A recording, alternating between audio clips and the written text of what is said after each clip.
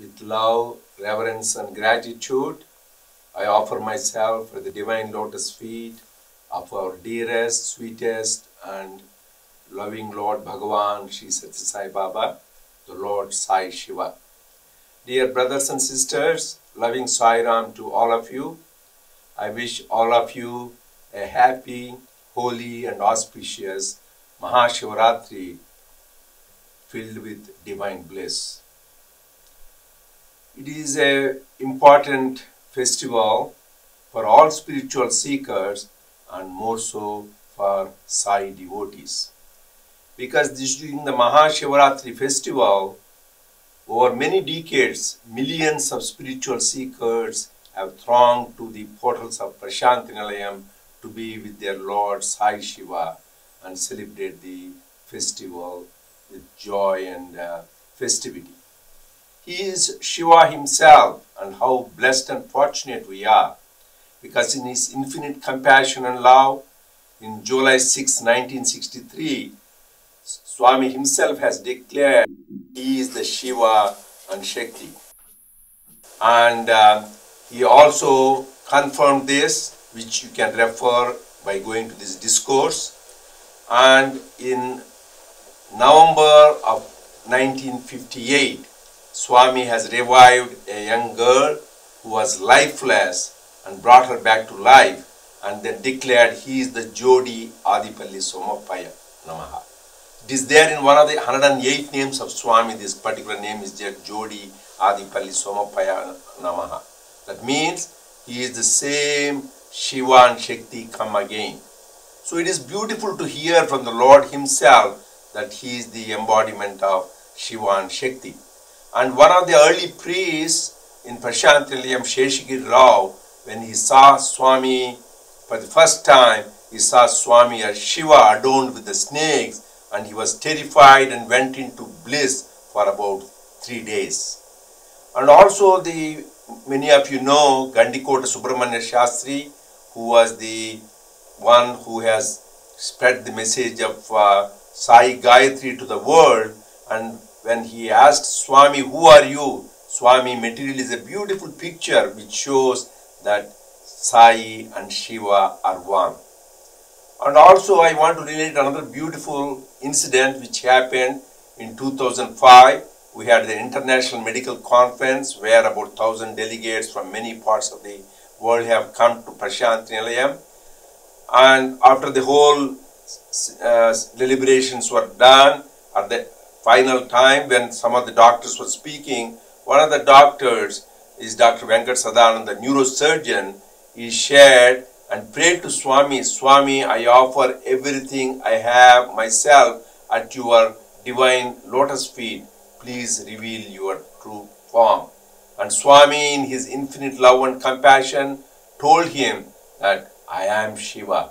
And he materialized a beautiful lingam with the chain and showed this is myself, this is Shiva. So Shiva and Linga are no different. And Swami has done many things which can relate to Lord Shiva. That is, Swami was giving all of us, whenever we leave or when we are there, blessed, materializing Vibhuti or giving Vibhuti packets. He also did Vibhuti Abhishekam for Lord Shirdi Sai many times. And also he has brought out lingams many times. They are materializing by his hand and bringing out to the mouth. So all this relating to us and confirming us always to remember we were the blessed and fortunate to be with Lord Shiva, who is our Sai. So this is the time which is very important for us to remember that what did Lord Shiva, which is our Sai himself, said about MahaShivaratri. For spiritual seekers, we should know every month comes Shivaratri. This comes in the dark half of the month on the 14th day. That is called Chaturdashi in the Krishna Paksha. So that is the time when the moon is waning. On the 14th day of the dark half, there is a wee bit of moon is seen, that's all. So it was going to be non-extinct as following day. Because this important message is Chandrama Manaso Jataha. The scripture says, moon is the presiding deity for the mind. And mind is the one, as Swami said, responsible for bondage or liberation. Manavayeva manushyanam karanam bandhamochet. You turn the mind towards the Lord, you are free and liberated. You turn towards the world, you are bound. So that is why this night is very important, because very trace of the mind is there, then will become manolaya. Mind will be dissolved if you turn completely towards God. And numerologically, Swami said beautifully, Shivaratri, Shivara, it indicates 11, number 11. Why is it 11 important? Because there are 11 Rudras. And these 11 Rudras, Swami beautifully said, these are 11 Rudras are nothing but 5 Karmendriyas, that is 5 organs of action, 5 Jnanendriyas, 5 organs of perception, and the mind. These 11, if we use it for the Lord, doing good deeds, being absorbed in Him, will make us shed tears of bliss and joy. The same 11 Rudras, which is 5 organs of perception and action, the mind, involved in sense enjoyments and turn to the world, it will make us shed tears of sorrow and grief.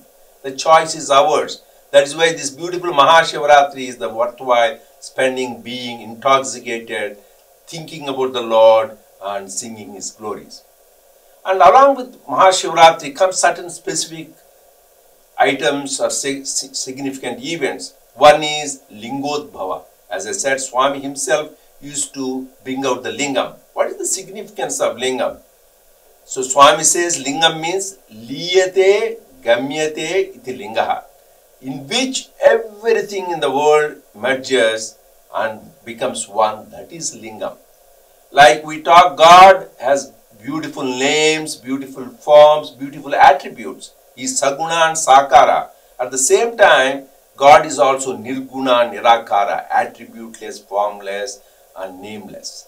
So for that, this Lord has shown that Omkara is the verbal symbol of the Nirguna, Nirakara Brahman.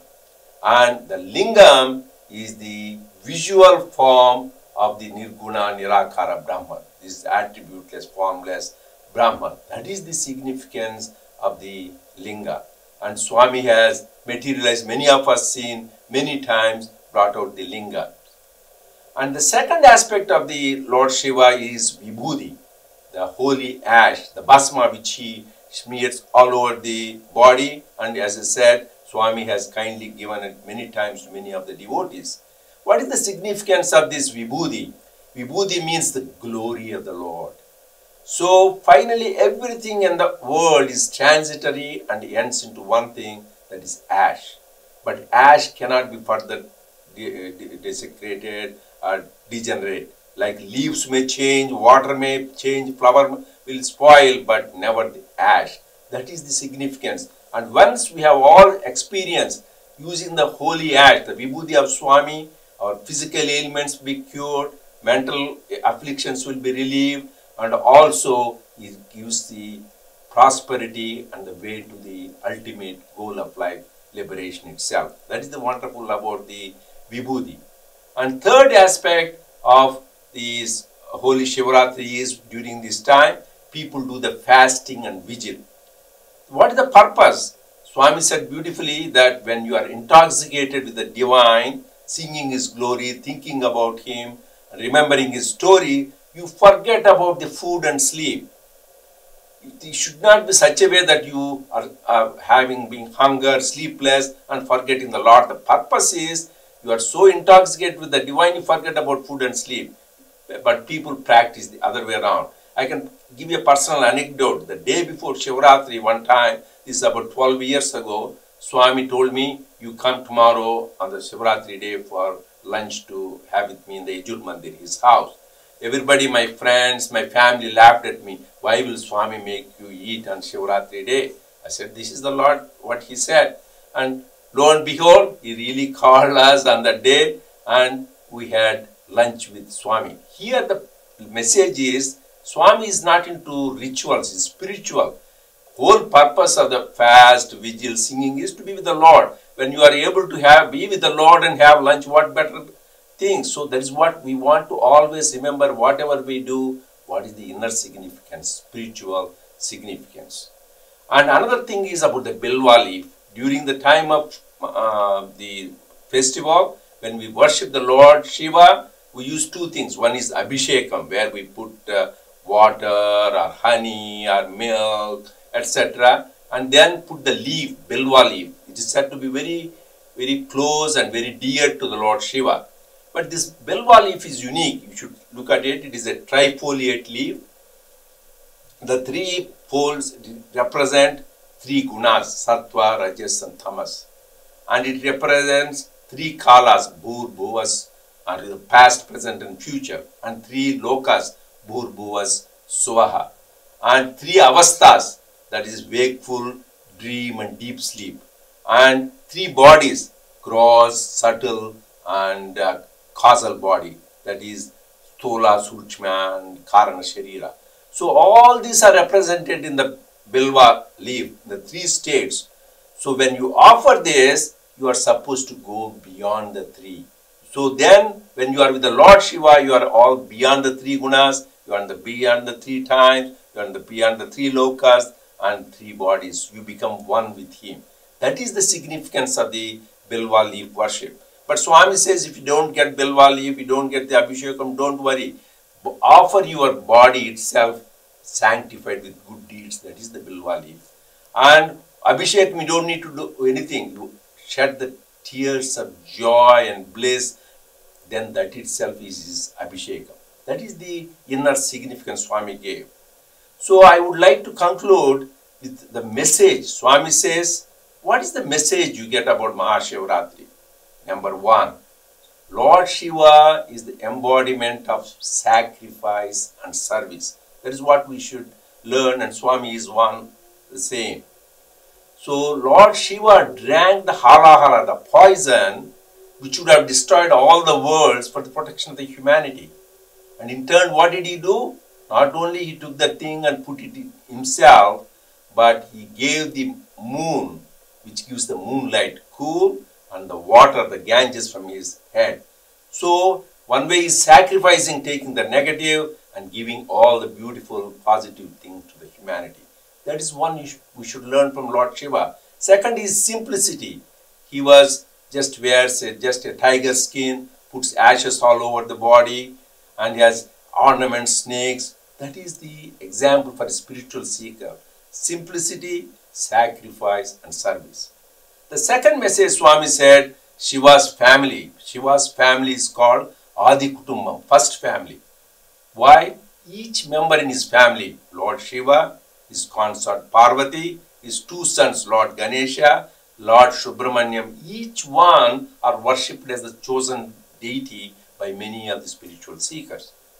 The beauty about this family, Swami said, is which we all should learn, unity and harmony, unity in diversity.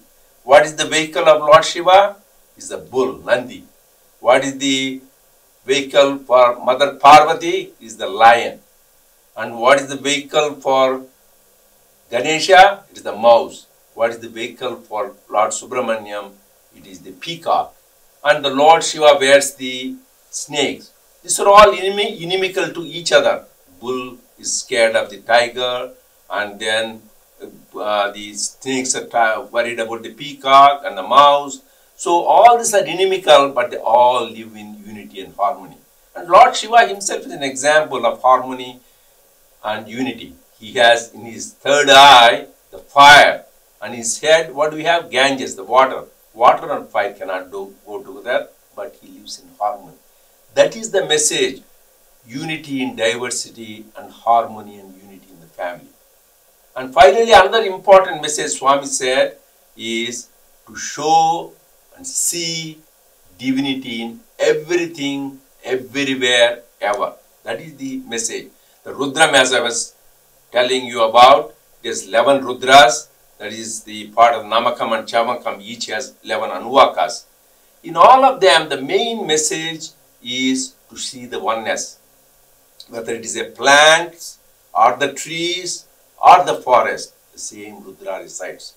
It is the stones or hillocks or the mountains, it is the same Rudra resides. If it is the lakes, rivers, oceans, waves or the foam, the same Rudra resides. It is the saints, thieves, hunters or the workers or like carpenters, jewelers or any other kind of professionals, the same Rudra resides. That is what the Lord is telling, to see the same Sarvam Kalvidam Brahma, Isha Vashamidam Jagat, Sarvam Vishnumayam Jagat. To see that oneness, that is why we chant the Rudram, and we should know that inner significance, then really we experience and get benefited. So let us spend this wonderful festival day of MahaShivaratri, remembering him, remembering his stories, singing his glories, and sanctify our life.